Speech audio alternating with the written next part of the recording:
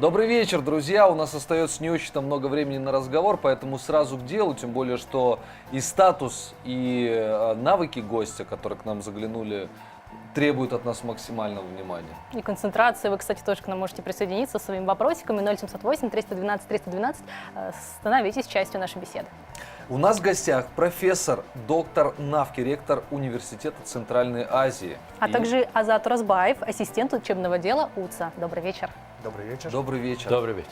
Будьте добры, немножечко об университете. Это явление новое в нашей жизни, и мы его не видим, так как в Бишкеке находимся. Что это, когда был открыт, какая миссия и какие радости представляет студент? This university is a very different university, created as a result of an international agreement between the governments of Tajikistan, Kazakhstan and the Kyrgyz Republic. Это довольно уникальный университет, потому что он был основан через международное соглашение трех стран, это Кыргызстан, Таджикистан и Казахстан. These three countries joined together with His Highness the Aga Khan and created the University of Central Asia. Был подписан чартер или указ в присутствии Агахана, принца Агахана, и президентов вышеуказанных трех стран. There are to be three campuses in each of the three countries. And at this time, the two campuses, the first one being launched in Kyrgyzstan in Naryn has been launched, and the campus in Tajikistan at Khorog has been launched. Университет предполагает три кампуса или три здания. Первый из них был открыт в Нарыне, второй был открыт в городе Хорог, в Таджикистане. And we have launched phase one. This is to be a large project with eventually 1,200 students per campus in each of the three countries. But at this time, we have capacity, or we're building capacity for 200 students per campus, studying in each of two disciplines on each campus. Вообще проект представляет собой несколько фаз. На данный момент завершена фаза номер один. Общая в будущем, когда все кампусы будут построены, численность каждого кампуса студентов будет составлять 1200 студентов. На данный момент кампуса, которые построены в Хороге, в Нарыне, они могут обслуживать до 300, до 200 студентов. The curriculum is international, developed with the world's leading universities, and the program is in English, and it consists of a preparatory year plus a 4-year bachelor's degree program. Все четыре программы на данный момент были разработаны в партнерстве с различными другими университетами. Наша программа подготовки предлагается первый год это подготовительный и плюс 4 года бакалавриата.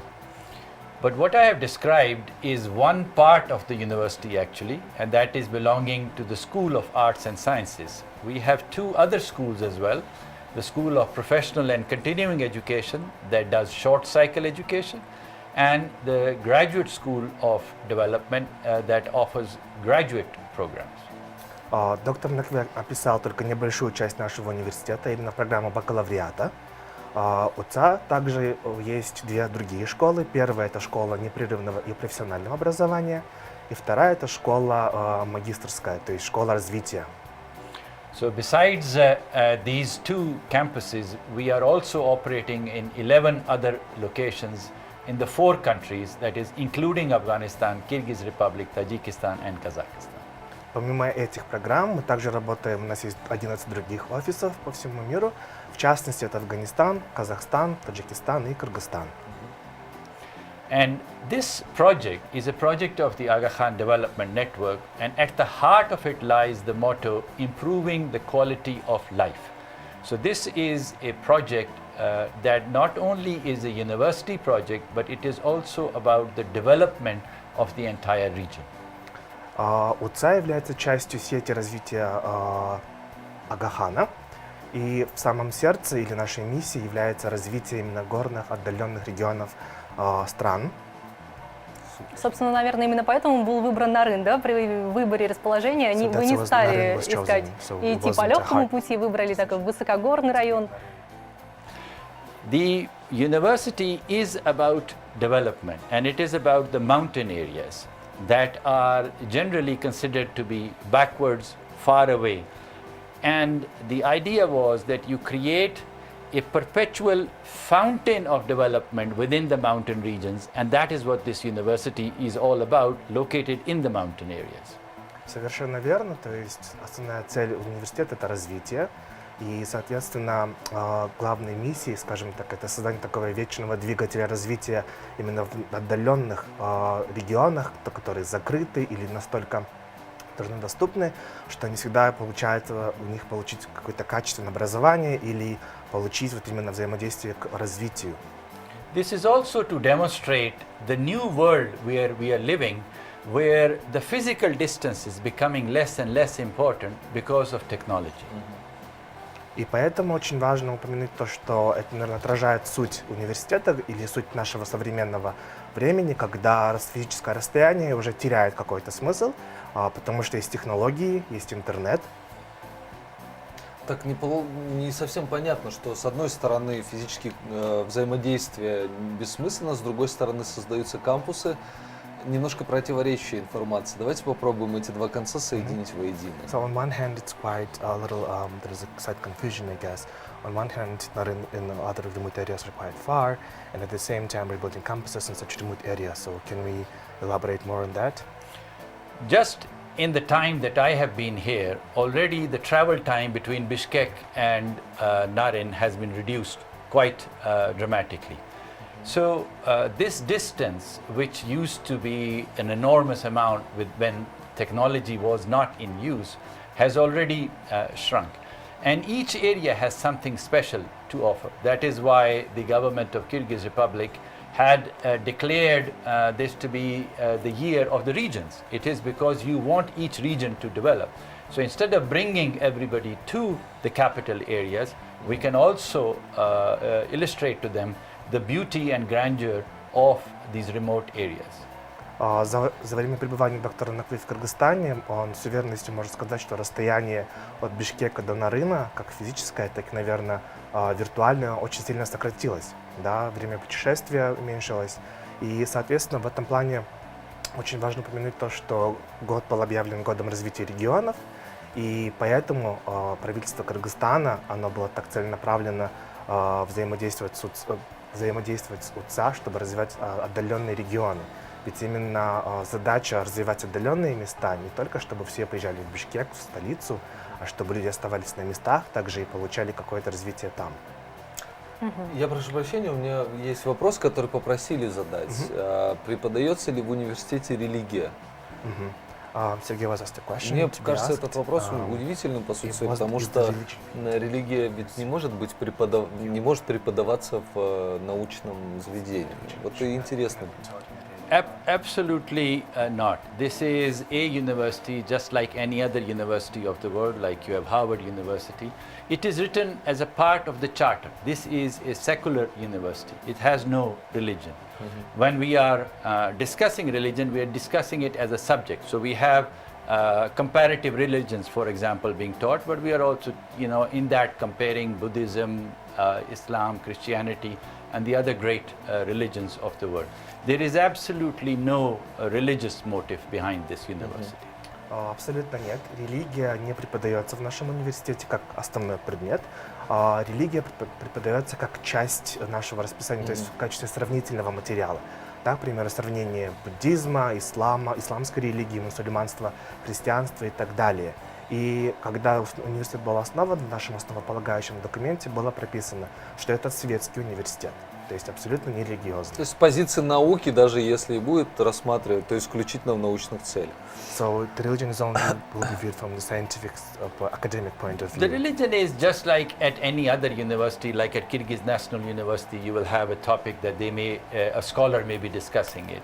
It is simply that. Otherwise, it is the latest state-of-the-art curriculum, but designed for the student who will succeed for the future. То есть совершенно верно. По сути, это часть какого-то обсуждения, как в любом, наверное, другом университете Кыргызстана, даже, наверное, не будем говорить, да, какие именно, в принципе, это лишь часть какого-то обсуждения, возможно. наш учебный план составлен таким образом, чтобы мы помогли студентам именно освоить навыки мышления и чтобы они сами могли между собой обсуждать, насколько религия для них важна или нет. Ну, раз уже заговорили о предметах, давайте, может быть, обозначим какие-то основные направления и предусмотрено ли обучение так называемым профессиям будущего, потому как об этом мы сегодня, собственно, говорим. The student that we want for the future is a person who is going to have the skills in the subject that they graduate in, but they also need to be changing very rapidly. Just look at this media and look at what has happened just in the few years, where you have social media dominating, new types of technologies coming in, new distribution mechanisms. You cannot have a person who is not able to change. So the curriculum is a mixture. It goes back to the core skills that we require. Critical thinking. Are we looking at news just the way somebody is telling us, or do we have the ability to interpret and understand it? And the understanding of the humanities, of social science, of our culture, of our history, to understand who we are. That is necessary for any educated human being. And then on top of that, we have two specializations. One is communications and media, so that is exactly dealing with this. Fast-changing world where the world of the radio and the TV and it doesn't mean anything anywhere. You have radio on the internet and you have internet on the radio and television everywhere. And the second one is computer science. So that is catering to what is considered to be the next industrial revolution, that is the fourth industrial revolution, where you will have robotics, you will have artificial intelligence, you will have automated factories. What will this world look like? Well, we don't know. So we have to create that graduate for the world that we don't know about, and that is what our curriculum is. Человек или студент будущего – это человек, который может адаптироваться постоянно, да. Если посмотреть на наш современный мир, то мы можем очень быстро узнать или сделать выводы, то, что насколько интернет изменил мир, да, насколько социальные медиа изменили мир, насколько журналистика как таковая поменялась. Поэтому наша главная цель наших учебных планов, когда мы их составляли, это дать нашим студентам возможность мыслить критически. То есть вопрос между мы просто воспринимаем информацию, или наши студенты должны просто ее воспринимать, или же сесть, подумать, отщепить какие-то правду от фактов, или факты от лжи и так далее. Соответственно, в этом плане у нас в Кыргызстане есть два факультета. Первый – это журналистика и массовые коммуникации, где мы, соответственно, обучаем журналистике. И вообще очень интересная ситуация сложилась, когда мы обсуждаем вопросы интернета на радио или радио транслируется через интернет, насколько все стало взаимодействием и взаимосвязанным. Второй факультет – это факультет компьютерных наук, где мы, соответственно, преподаем вещи, которые приведут к четвертой, скажем так, революции технической, да, когда постепенно все будет роботизироваться, где будет наравне с человеческим интеллектом работать искусственный интеллект. То есть наша цель именно вот преподавать, создать или дать возможность студентам получить знания в этих двух сферах в Наryне. But I've only spoken about Naryn.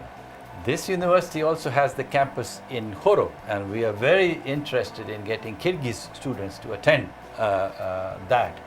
I know for some students it's even a leap to go from Bishkek to Naryn, and many of them say that. I said it's nothing, just 3.5 hour drive. But in Khorog we have earth and environmental sciences, and we have economics.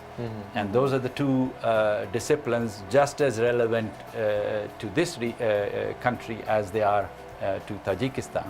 We would like to create the workforce for Central Asia. That is the idea.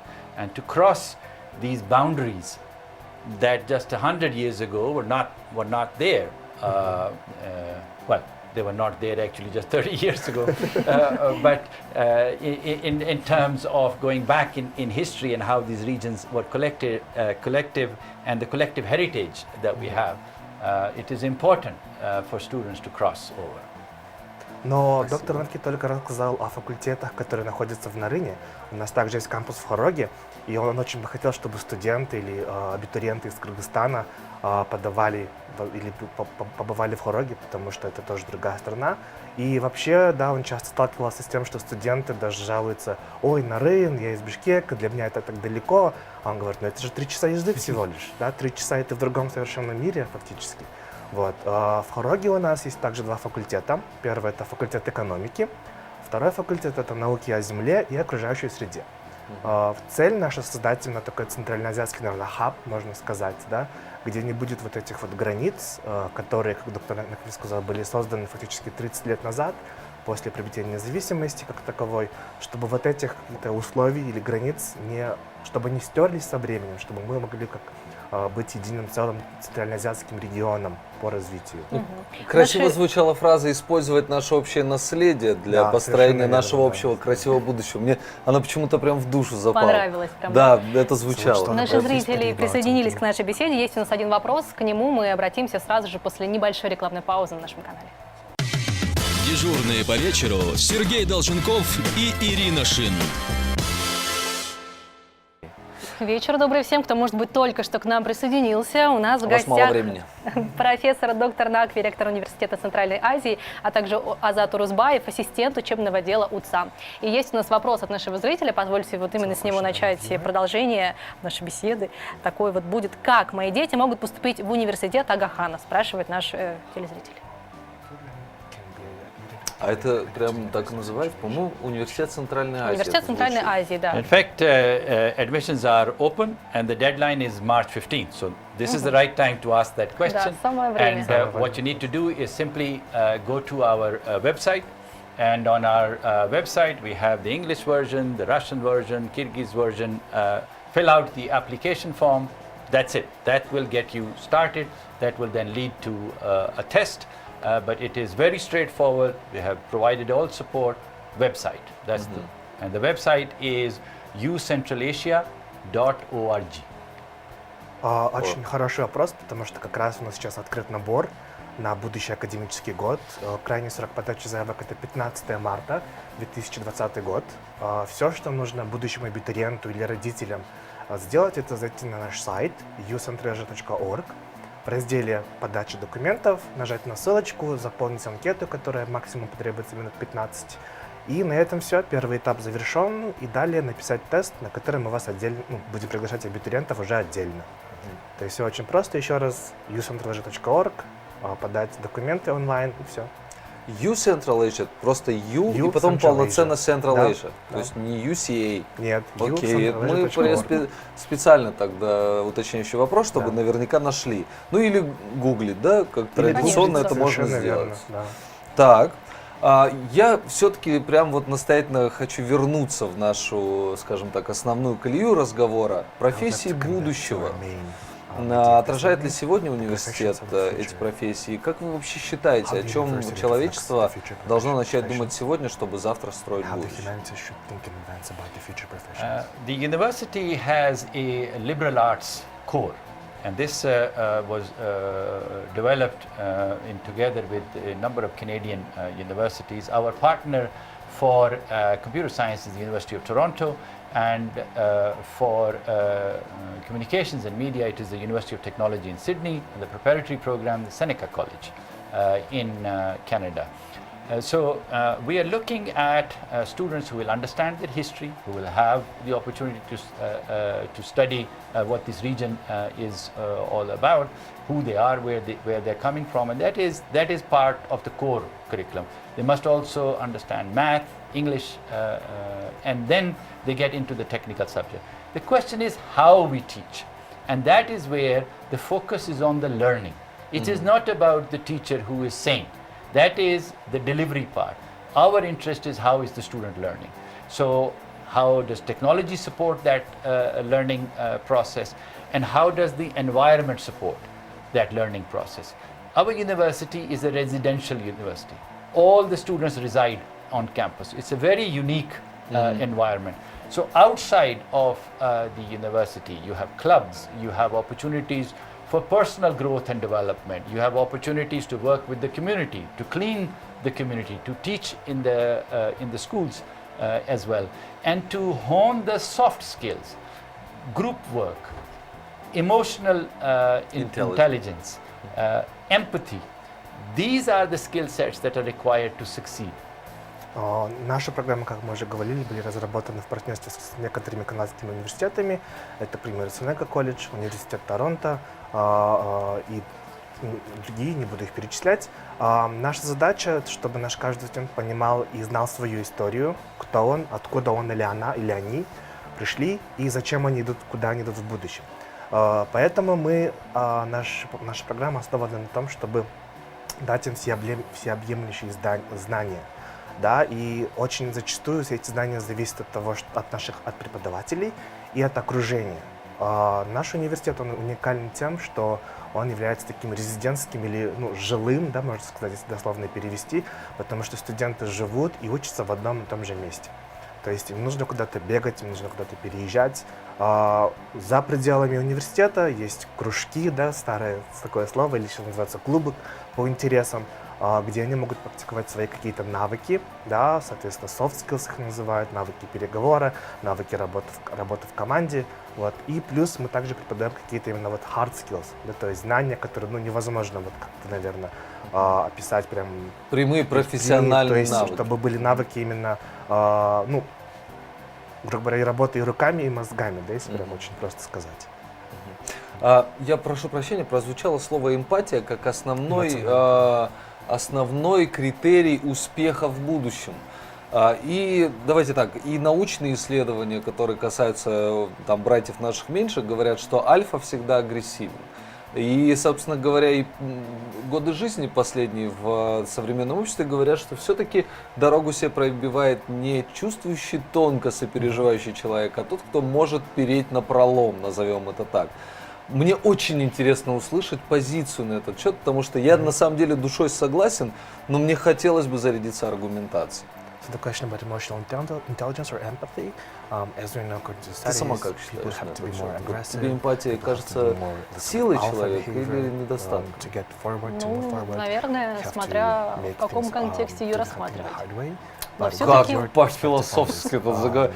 ты host как agrees, Но ты все-таки, можешь наверное, это силой, использовать. потому что это же тоже особенная So такая, can we знаешь, elaborate more on способность и that? навык Окей. проявлять определенные. Давайте к ответу теперь.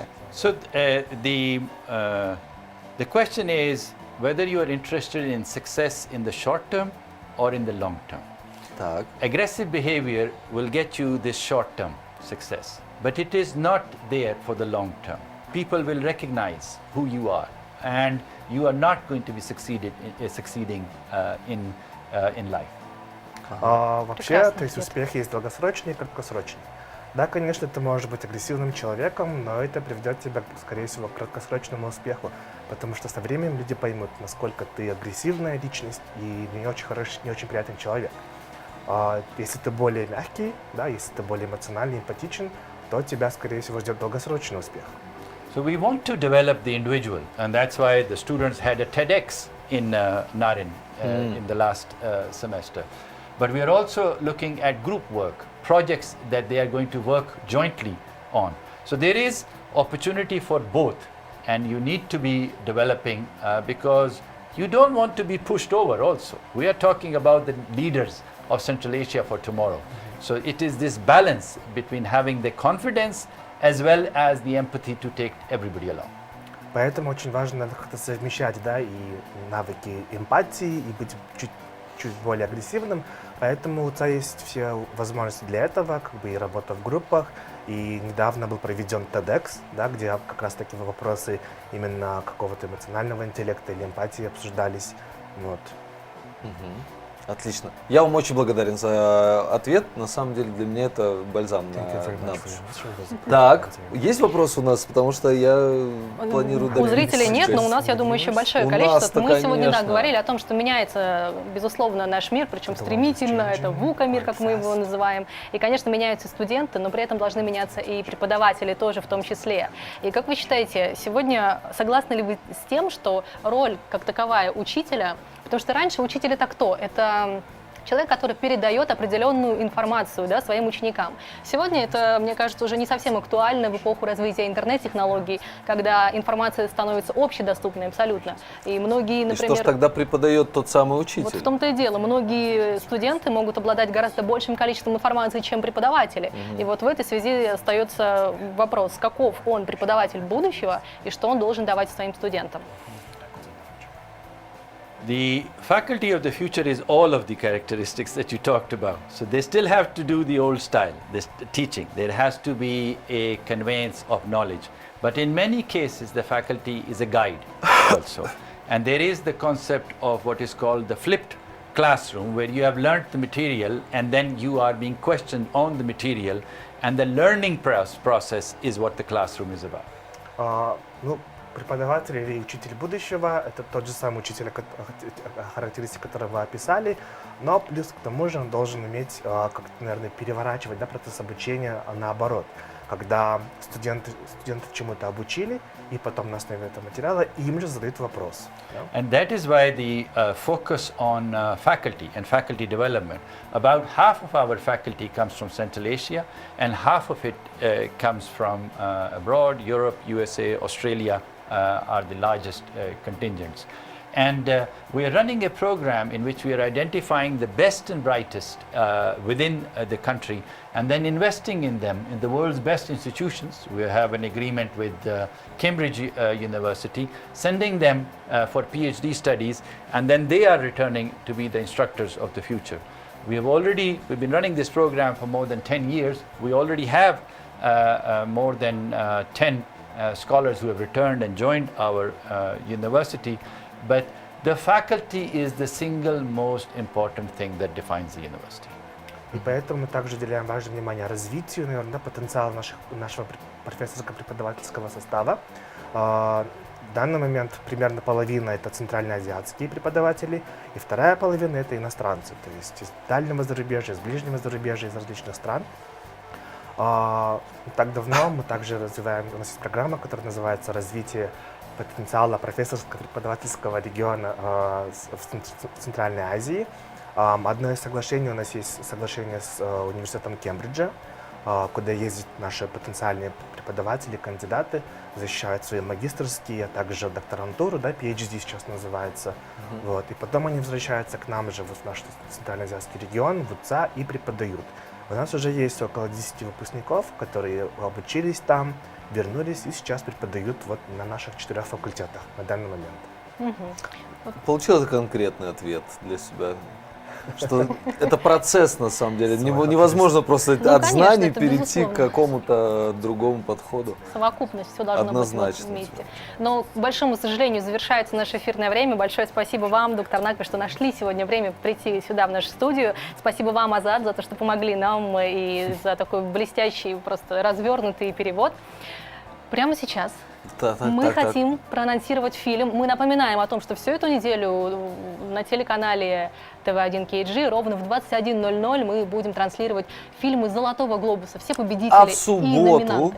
В субботу на 3 языках саму церемонию «Золотого глобуса» мы покажем. Так что, друзья, следите за эфиром. И это, между прочим, уникальный совершенно контент. То есть вы представляете, «Золотой глобус», всю церемонию можно посмотреть на кыргызском языке. По-моему, это очень здорово, поэтому не пропустите. В субботу вечером, я думаю, вам будет чем заняться. А сегодня, буквально уже через несколько минут, в эфире нашего телеканала можно будет посмотреть фильм «Джуди», и где актриса, которую сыграла Джуди Гарленд, американскую актрису и певицу Рене Зельвегер, получила буквально в начале этого месяца «Золотой глобус» за лучшую драматическую роль и получила номинацию на «Оскар». В общем, все это можно будет посмотреть уже сегодня, через несколько минут, на языке оригинала, на русском и на кыргызском. По-моему, это очень круто, мы этим очень гордимся, что опция мультизвук реализована здесь у нас на TV1 KG. Коллега, лучший вопрос-то тогда чей? Лучший вопрос, ну, конечно же, твой, но... Но, ко всему прочему, есть еще более замечательный Конечно, вопрос. Да, есть у нас вопросы. Так. Я считаю, что Данияру и Милу интересный вопрос задали по поводу обучения молодых людей. И, на мой взгляд, это очень рационально. По поводу фрилансеров был вопрос. Ну, в частности. Да, про копирайтеров и верстальщиков. Вот, отлично. Мы определились с подарками. Ну что, уважаемые наши друзья, мы хотим пожелать развития практики, потому что действительно наличие больших учебных заведений в регионах, на мой взгляд, даст свои плоды лет через 10, но эти плоды будут безумно вкусными. Поэтому спасибо вам, желаем стойкости, добиваться результатов, которые вы наметили, и действительно делать свой большой вклад в развитие как отдаленных регионов, так и всего региона в целом, под названием Центральная Азия. Ждем от вас новых, больших, интересных проектов. Thank you very much for this Спасибо большое. Ну а если кто-то вот только сейчас буквально включил TV1 KG и все пропустил, не расстраивайтесь, потому как все наши эфиры и сегодняшние не исключение доступны онлайн. Все-таки не будем забывать, что мы с вами живем в век информационных и интернет-технологий, поэтому подписывайтесь на нашу страничку на YouTube, TV1 KG, ставьте там колокольчик и прочее, там лайки можно поставить, и подписывайтесь на страничку «Вечер трудного дня» в нашем Инстаграме и на нашем Фейсбуке. И напоминаем, друзья, что эфиры наши теперь будут происходить с 7 до 9, поэтому сейчас не середина, а конец. Вот почему мы желаем вам хорошего продолжения. Прощаемся с вами мы, в случае с Ириной Шин и Сергеем Долженковым, до следующей недели. Пока. Пока-пока.